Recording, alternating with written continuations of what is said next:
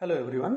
So welcome to the another class of human anatomy and physiology 2। तो आज के class में हम देखेंगे ऑक्सीजन हेमोग्लोबिन डिसोसिएशन कर्व के बारे में। राइट, बहुत ही इंपॉर्टेंट क्लिनिकल कॉन्सेप्ट है। हॉस्पिटल में भी बहुत ज्यादा यूज होता है ये पल्मोनरी फंक्शन को टेस्ट करने के लिए कि आदमी का जो है हेमोग्लोबिन जो है वो ऑक्सीजन को किस तरीके से ले रहा है और किस तरीके से डिलीवर कर रहा है ना। एफिशिएंटली आदमी का जो हेमोग्लोबिन है वो ऑक्सीजन को ले पा रहा है कि नहीं ले पा रहा है। बहुत सारे जो पल्मोनरी डिसीज कंडीशन होते हैं, पल्मोनरी डिसऑर्डर्स होते हैं, उनको डायग्नोसिस करने के लिए है ना, उनका मैनेज करने के लिए ये जो ऑक्सीजन हेमोग्लोबिन डिसोसिएशन कर्व है ये हमको इनेबल करता है ना, हमको ये फैसिलिटेट करता है। तो हम ये कर्व क्या है इसको आज के क्लास में समझने की कोशिश करेंगे। तो ये जो ऑक्सीजन हेमोग्लोबिन डिसोसिएशन कर्व है ना, जिसको हम O2HB कर्व भी बोलते हैं, ये एक ग्राफिकल रिप्रेजेंटेशन है। राइट, जो क्या करता है कि PO2 मतलब पार्शियल ऑक्सीजन जो प्रेशर रहता है उसका हेमोग्लोबिन सेचुरेशन के साथ है ना, वो कैसा रिश्ता है ना, वो मतलब कितने एक्टिवली जो हमारा हेमोग्लोबिन है वो ऑक्सीजन को ले पा रहा है, जो उसको हम ग्राफिकल वे में रिप्रेजेंट करते हैं उसको हम बोलते हैं oxygen haemoglobin dissociation curve. It explains how readily our haemoglobin है ना, जो हमारे आरबीसी में हीमोग्लोबिन है ब्लड में, वो ऑक्सीजन को पिक कर रहा है ना, लंग्स के रीजन पे आके, जैसे जहां पे हमने बोला कि एल्वियोलाई में जो एक्सटर्नल रेस्पिरेशन रहता है, एक्सटर्नल रेस्पिरेशन के टाइम पे जो है वहां पे हेमोग्लोबिन कितने अच्छे से ऑक्सीजन को पिक कर रहा है, और फिर जो इंटरनल रेस्पिरेशन है वहां पे जाके सेल्स के अंदर इसको कितने अच्छी तरीके से रिलीज कर रहा है, ये उसको दर्शाता है कि जो हमारा एक्सटर्नल और इंटरनल रेस्पिरेशन है ना वो बेसिकली कैसा चल रहा है, वो सही है कि नहीं है, वो नॉर्मल है कि नहीं है। जो हमको एक ग्राफ इलस्ट्रेशन रहता है, उसका जो ग्राफिकल इलस्ट्रेशन रहता है उसी को हम बोलते हैं oxygen haemoglobin dissociation curve. Right, तो ये जो नॉर्मल कर्व है ये एस शेप का कर्व हमको देखने को मिलता है। ऐसा क्यों होता है एस शेप का? क्योंकि हेमोग्लोबिन के पास 4 ऑक्सीजन बाइंडिंग साइट्स रहती है ना। तो जैसे ही क्या होता है कि ऑक्सीजन जाके एक साइड को बाइंड करता है तो ये ऑक्सीजन की एफिनिटी को बढ़ा देता है। किसके साथ? हेमोग्लोबिन के साथ। क्योंकि 4 साइड से एक साइड में अगर वो बाइंड हो जाता है तो बाकी साइड्स में भी उसकी एफिनिटी बढ़ जाती है। तो जो O2 है वो रैपिडली और इफिशिएंटली जो है वो हेमोग्लोबिन के साथ बाइंड हो जाता है। इसलिए तो हमने ट्रांसपोर्टेशन में देखा था ना कि जो 98% ऑक्सीजन है वो हेमोग्लोबिन के साथ रेडिली बाइंड होके ऑक्सी हेमोग्लोबिन बना के वो भी ट्रांसपोर्ट होके हमारे बॉडी में चले जा रहा था।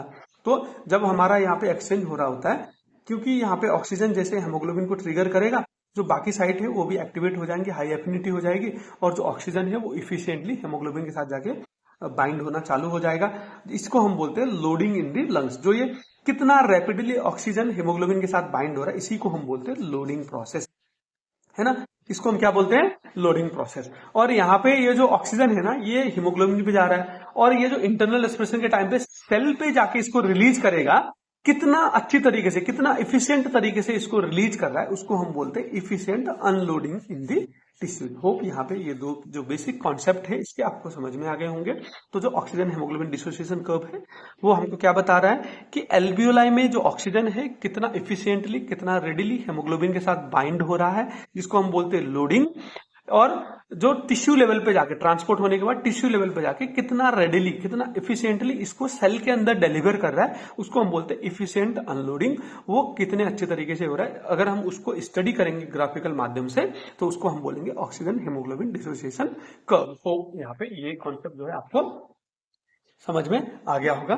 तो अब हम देखेंगे ये फेज के बारे में, फिर मैं ग्राफ में जाऊंगा ताकि आपको समझने में आसानी हो जाए। सबसे पहला फेज आता है, जो सबसे पहला फेज आता है वो आता है फ्लैट फेज। हाँ, फ्लैट फेज या फिर जो प्लेटू फेज रहता है। इसमें क्या होता है कि जो पार्शियल ऑक्सीजन प्रेशर जो है वो 60 से लेके 100 mmHg तक होता है। ये कहाँ पे होता है? एल्वियोलाई के अंदर में होता है। तो ये टाइम पे हमको जो अपना कर्व है वो फ्लैट देखने को मिलता है। यहाँ पे मैंने ये कर्व रखा है, आपको समझ में आएगा। ये कंसंट्रेशन हो गया, ऑक्सीजन का कंसंट्रेशन 20, 40, 60, 80, 100 है ना। तो ये जो 60 से ऊपर है, अगर ये 60 से ऊपर है बेसिकली तो 98% होता है ना। 98% मतलब आप 90 से ऊपर मान के चलते हो। तो ये जो हमको एक फेज देखने को मिलता है ये हमको प्लेटू फेज देखने को मिलता है ना। ये जो प्लेटू फेज है, ये जो प्लेटू फेज अगर हमको देखने को मिलता है तो इसका मतलब क्या है कि हमारा जो हीमोग्लोबिन है वो इफिशिएंटली ऑक्सीजन को लोड कर पा रहा है। ऑक्सीजन को क्या कर पा रहा है? लोड कर पा रहा है। समझ में आ गया कि नहीं आ गया? ये क्या है? ऑक्सीजन लोड है। ये क्या है? ऑक्सीजन लोड है। इसका मतलब क्या है कि मोर देन 60, हाँ हम मोर देन 60 हम थियोरेटिकली बोलते हैं। अगर हम इफिशिएंटली देखेंगे तो 90 to 100%, बेसिकली 98% प्रैक्टिकली अगर एक नॉर्मल हेल्थी इंडिविजुअल है तो वहां पे देखने को मिलता है। ये जो फेज है इसको हम बोलते हैं प्लेटू फेज या फिर फ्लैट फेज या फिर हम क्या बोलते हैं O2 लोडिंग फेज। होप आपको समझ में आ गया होगा ये वाला कॉन्सेप्ट, है ना। फिर इसके बाद में जो हमारा दूसरा फेज है वो फेज आता है स्टीप फेज, है ना। स्टीप मतलब होता है तिरछा फेज, है ना। जो स्टीप मतलब होता है तिरछा फेज, जहां पे ऑक्सीजन की जो कंसंट्रेशन है वो 20 से 60 mm ऑफ Hg रहती है। बेसिकली टिश्यू में क्या चल रहा है ना, टिश्यू में जो ऑक्सीजन का कंसंट्रेशन है वो कम रहता है। टिश्यू में क्या चल रहा है, इसमें क्या होता है कि जो पार्शियल ऑक्सीजन प्रेशर है वो घट जाता है। ऐसा क्यों होता है, क्योंकि टिश्यू में जो है वो ऑक्सीजन अब अनलोडिंग होना चालू हो जाता है। तो ये क्या करता है कि हेमोग्लोबिन को यहाँ पे डिलीवर कर रहा है, कहाँ पे, टिश्यू पे। तो ये देखेंगे अगर हम यहाँ पे ग्राफ पे देखेंगे 20 से लेके 60, ये जो एरिया है, ये जो एरिया है 20 से लेके 60, ये स्टीप है। इसका मतलब क्या है कि ये इफिशियंटली अनलोडिंग कर रहा है, इफिशियंटली अनलोडिंग कर रहा है। तो हमको ये टिपिकल स्ट्रक्चर क्या बताता है, इफिशियंट लोडिंग। ये टिपिकल स्ट्रक्चर क्या बताता है, इफिशियंटली अनलोडिंग। होप यहाँ पे चीजें आपको समझ में आ गई होगी। फिर आता है हमारा third phase, very steep. Very steep होता है लेस देन 20। ये जो वेरी स्टीप फेज है, ये वेरी स्टीप फेज हमको क्या बताता है कि जो PO2 है, कंसंट्रेशन है, वो less than 20 mm of Hg पहुंच गया है। मतलब क्या होता है कि यहाँ पे ज्यादा से ज्यादा ऑक्सीजन टिश्यू के अंदर चले गया है, और ये जो टिश्यू है, मतलब ये जो ब्लड है, अब ब्लड में जो ऑक्सीजन का कंसंट्रेशन है वो 20 से नीचे चले गया है। मतलब अब ये ऑक्सीजन लेने के लिए रेडी है। पूरा हमारा ये जो ट्रक है, अगर हम HB को ट्रक की तरह देखेंगे, अगर ट्रक पूरी तरीके से भर रहा है तो ये हमको स्टीप फेज मिलेगा। ट्रक सही तरीके से अनलोड हो रहा है, खाली हो रहा है, तो हमको स्टीप फेज देखने को मिलेगा।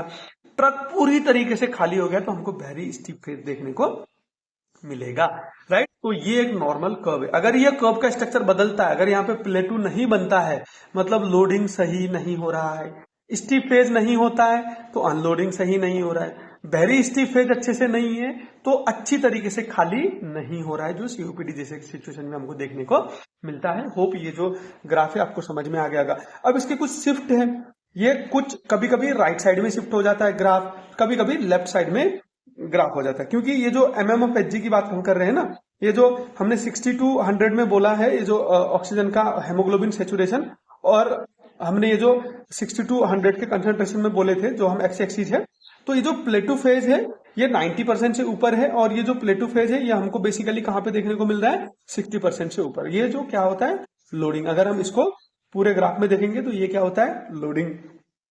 20 से 60 के बीच में हमको क्या देखने को मिल रहा है, स्टीप फेज देखने को मिल रहा है ना। फिर जो वेरी स्टीप फेज है वो 20 से नीचे हमको देखने को मिल रहा है। तो बेसिकली ये जो ऑक्सीजन का हमारा कंसंट्रेशन है और जो O2 Hb का जो सेचुरेशन है, ये हमको क्या बता रहा है कि ऑक्सीजन कितना एफिशिएंटली लोड हो रहा है और ऑक्सीजन कितना एफिशिएंटली अनलोड हो रहा है। अगर ये राइट साइड में शिफ्ट हो जाता है, राइट साइड में शिफ्ट मतलब क्या होता है कि ये जो स्टीप फेज जो है वो स्टीप फेज हमको पहले ही देखने को मिल रहा है, मतलब 80 में ही अनलोडिंग होना चालू हो जा रहा है।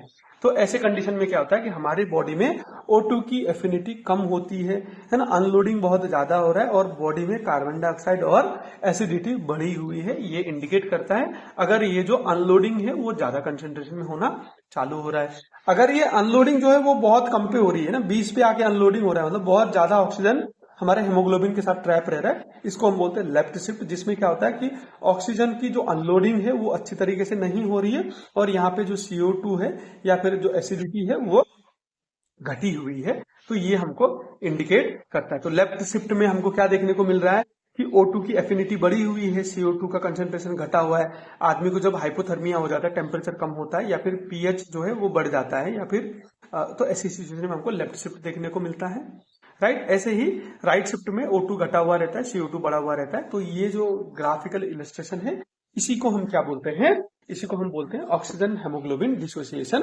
Curve, right. इसको मैं अब बिना थियरी के एक बार जस्ट आपको ग्राफ समझाना चाहता हूं। ये टाइम में है हमारा O2 और Hb का सेचुरेशन, ये टाइम में है हमारा O2 का कंसेंट्रेशन, है ना।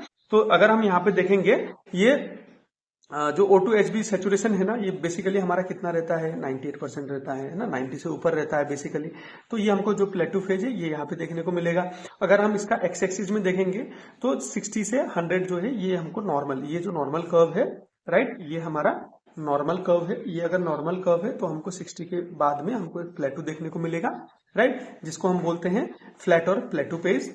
ऐसे ही फिर जो हमारा दूसरा आता है 20 से लेके 60 तक, ये जो 60 है और ये जो 20 है, इसके बीच में जो आता है स्टीप फेज है ना, इसका मतलब होता है अनलोडिंग अच्छी तरीके से हो रहा है।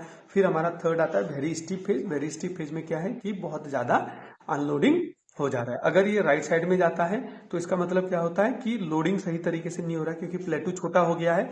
स्टीप तो ठीक है, मतलब अनलोडिंग ठीक है, लोडिंग ठीक नहीं है। अगर ये लेफ्ट शिफ्ट हो जाता है तो क्या होता है कि लोडिंग तो ठीक है मगर अनलोडिंग अब नॉर्मल है। तो ये हमको समझ में आता है। और हमारे एल्वियोलाई में दिक्कत है या फिर हमारे सेलुलर लेवल पे दिक्कत है, क्या दिक्कत है, ये हमको समझने में क्लिनिकली ये आसान बनाता है। होप आपको ये कॉन्सेप्ट आराम से समझ में आ गया होगा आज के क्लास में।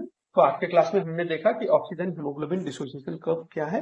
एग्जाम में ये भी 5 मार्क्स के लिए बहुत ही इंपॉर्टेंट है, अच्छी तरीके से इसको पढ़ सकते हो।